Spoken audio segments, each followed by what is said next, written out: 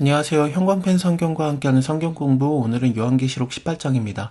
이일 후에 다른 천사가 하늘에서 내려오는 것을 보니 큰 권세를 가졌는데 그의 영광으로 땅이 환하여졌다. 영광으로 땅이 환하여졌다는 것은 에스겔서를 보면요, 이스라엘 하나님의 영광이 동편에서부터 오는데 하나님의 음성이 많은 물소리 같고 땅은 그의 영광으로 인해서 빛나니 하나님이 통치하고 있는 그런 느낌이 들어요. 그러면은 이 위에가 어땠었냐면은 짐승이 아직까지 힘을 갖고 있었습니다. 저희 나라를 그 짐승에게 주게 하시되 하나님의 말씀이 응하기까지 하심이라. 또 네가 본 바 여자는 땅의 임금들을 다스리는 큰 성이다. 그러면서 이 큰 성은 바벨론이었거든요. 바벨론이 뭐냐?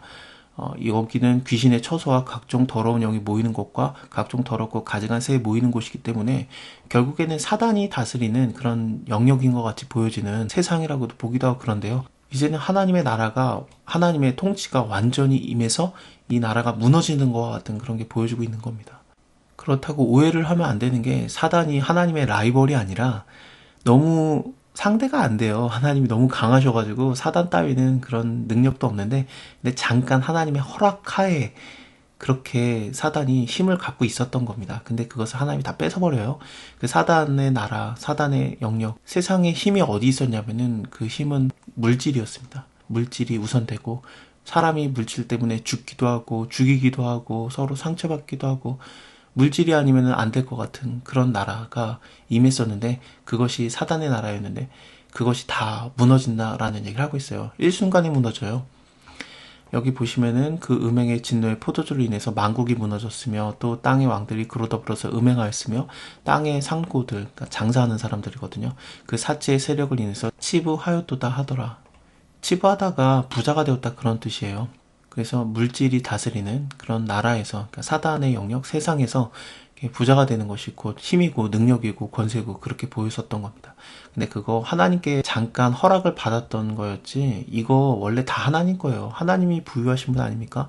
모든 물질도 하나님께로부터 오는 거고 하나님께로 돌아가기도 하고 그런 겁니다. 욥의 고백이 맞아요. 그래서 이것이 다 하나님께로 온 거고 하나님께서 가져가실 수도 있고 그런 겁니다.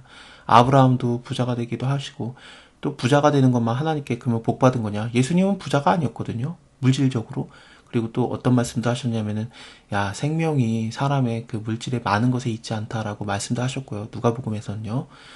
또 내가 들으니 하늘로부터 다른 음성이 나서 가로되 내 백성아 거기서 나와라. 그의 죄에 참여하지 말고 그의 받는 재앙을 받지 말아라. 하나님께서 믿는 자들과 믿지 않는 자들을 계속 나누세요. 그래서 믿는 자들, 예수 그리스도를 믿는 자들은 이런 재앙을 받을 필요가 없는 겁니다. 왜냐하면 이 재앙들은 믿지 않는 자들에게 임하는 재앙이고 사단에게 임하는 재앙이기 때문에 이런 걸 왜 받겠습니까? 그래서 거기서 그냥 나와라. 그곳에 참여하지 말아라. 그 죄는 하늘에 사무쳤으며 하나님은 그 불의한 일을 기억하고 계신다. 그가 준 대로 그에게 주고 그의 행위대로 갑절을 갚아주고 그의 섞은 잔에도 갑절이나 섞어서 그에게 주라. 그가 어떻게 자기를 영화롭게 하였으며 사치하였든지 그만큼 고난과 애통으로 갚아주라. 그가 마음에 말하기를 나는 여황제로 앉은 자다. 과부가 아니다. 결단코 애통하는 일을 당하지 않을 것이다. 라고 얘기를 하고 있습니다. 교만입니다.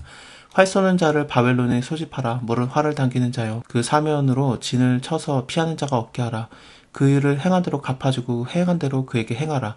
그가 이스라엘의 거룩한 자 여호와를 향해서 교만하였기 때문에 그렇다라고 되어 있는데, 이렇게 갚아주고 있는 겁니다. 그러므로 하루 동안의 그 재앙들이 이를 건데 곧 사망과 애통과 흉년이다. 그가 또한 불에 살을 찌니 그를 심판하시는 주 하나님은 강한 자입니다.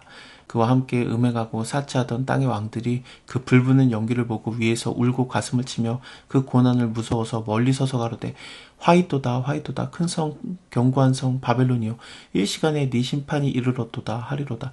일시간이라는 거는 헬라어로 봐도 그냥 하나 시간이라거든요. 그러니까 한 시간 동안, 굉장히 짧은 시간, 절대 무너지지 않을 것 같았던 그런 것이 무너진다라는 얘기죠.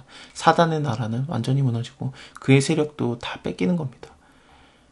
돈 자체가 사단의 힘이 아닙니다. 하나님이 잠깐 그냥 내비로 뒀던 거지 절대로 그 힘이 아닙니다. 이것도 다 하나님 뺏어가면은 사단은 진짜 아무것도 없어요. 빌털털이고 정말 힘이 없는 자입니다. 땅의 상고들이 그를 위해서 울고 애통하는 것은 다시 그 상품을 사는 자가 없음이라. 그 상품은 금과 은과 보석과 진주와 세마포와 자주 옥감과 비단과 붉은 옥감이요 이런 물질들로서 몸을 휘감고 있었어요. 그래서 여기 밑에 반복 구절을 보시면은 가로되 화가 있도다 화가 있도다 큰 성 바벨론이여 세마포와 자주와 붉은 옷을 입고 금과 보석과 진주로 꾸민 것인데, 이런 걸로 꾸미고 있었기 때문에, 휘감고 있었기 때문에 저 사단의 나라는 힘 있어 보이는구나, 굉장히 좋아 보이는구나, 그렇게 보였던 겁니다. 이거 다 근데 사단 거 원래 아니에요. 각종 향목과 각종 상아 기명이요. 기명은 뭐냐면 그릇 같은 걸 말하는 거거든요. 값진 나무와 진유와 철과 옥석으로 만든 각종 기명이요. 계피와 향료와 향과 향유와 유향과 포도주와 감람류와 고운 밀가루와 밀과 소와 양과 말과 수레와 종들과 사람의 영혼들이다. 바벨론아, 네 영혼에 탐하던 과실이 너에게서 떠났으며, 하나님이 이것들 다 뺏어가 버리면 그냥 빈털터리가 되는 거죠. 맛있는 것들과 빛난 것들도 다 없어졌다. 사람들이 결코 이것을 다시 보지 못하리로다. 바벨론으로 인해서 부자가 되었던 이 상품에 장사하는 사람들이 그 고난을 무서워서 멀리 서서 울며 애통하여 가로되 화가 있도다 화가 있도다 큰 성이여 세마포와 자주와 붉은 옷을 입고 금과 보석으로 진주로 꾸민 것인데, 그러한 것이 다 부가 일시간에 망하였도다. 각 선장과 각처를 다니는 성객들과 선인들과 바다에서 일하는 자들이 멀리 서서 그 불붙는 연기를 보고 외쳐 가로되 이 큰 성과 같은 성이 어디 있느냐 하며 티끌을 자기 머리에 뿌리고 울며 애통하며 외쳐 가로되 화가 있도다 화가 있도다 이 큰 성이여 바다에서 배부리는 모든 자들이 너의 보배로운 상품을 인해서 부자가 되었었는데 한순간에 망했다. 한시간에 망했다. 하늘과 성도들과 사도들과 선지자들아 그로 인해서 즐거워하라. 하나님이 너희가 원했던 그 심판을 그에게 하셨음이라 하더라. 이에 한 힘센 천사가 큰 맷돌 같은 돌을 들어서 바다에 던져 가로되 큰 성 바벨론이 이같이 몹시 떨어져 결코 다시 보이지 아니하리로다.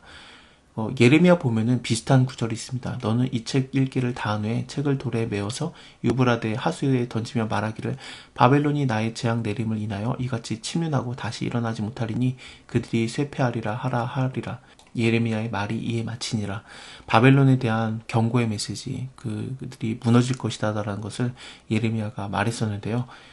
예레미야가 언제 활동했었냐면 바벨론 포로 때였어요. 그래서 자기네 나라를 망하게 했던, 이스라엘과 유다를 망하게 했던 그런 초강대국 바벨론이 절대 망하지 않을 것 같이 보였던 나라였습니다. 근데 하나님께서 예레미야에게 말씀하신 게 뭐냐면은 그 나라 망한다. 그 나라 아무것도 아니다. 내가 망하게 할 수 있다. 내가 잠깐 힘을 줘서 나의 사람들, 유다라든지 이스라엘, 그때 당시에는 구약 때는 이스라엘이 하나님을 믿는 자들의 대표였으니까요. 혈통을 말하는 게 아니라 율법을 알았고 하나님의 말씀을 알았고, 그래서 하나님께서 관계 맺는 나라였거든요.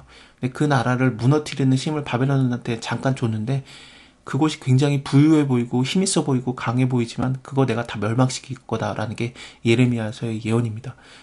지금도 비슷한 거죠.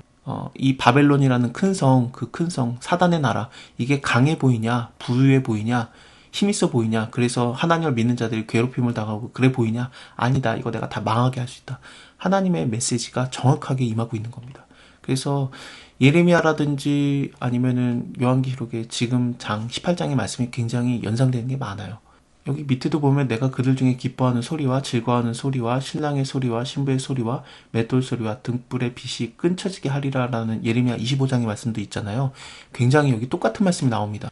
또 검은 고 타는 자와 풍류하는 자와 퉁소 부는 자와 나팔 부는 자의 소리가 결코 다시 들리지 아니하고, 물론 어떤 세공업자든지 결코 다시 너 가운데 보이지 아니하고, 맷돌 소리도 결코 너희 가운데 들리지 아니하고, 등불의 빛이 결코 너희 가운데 비치지 아니하고, 신랑과 신부의 음성이 결코 다시 너희 가운데 들리지 아니하리로다. 완전 똑같죠. 그래서 진짜 바벨론 제국을 무너뜨렸던 하나님이 영적으로 바벨론 제국인 사단의 나라, 이것을 무너뜨릴 것이라는 정확한 메시지입니다. 너의 상고들은 땅의 왕족들이라 네 복수를 인해서 만국이 미혹되었도다. 선지자들과 성도들과 및 땅 위에서 죽임을 당한 모든 자의 피가 이 성 중에서 보였었느니라 하더라. 자, 오늘은 여기까지 보고요. 다음에 하나님의 나라가 임해야 되겠죠. 어린 양의 잔치, 그리고 또 백마 타신 예수님, 것들을 다 보겠습니다. 감사합니다. 다음에 뵐게요.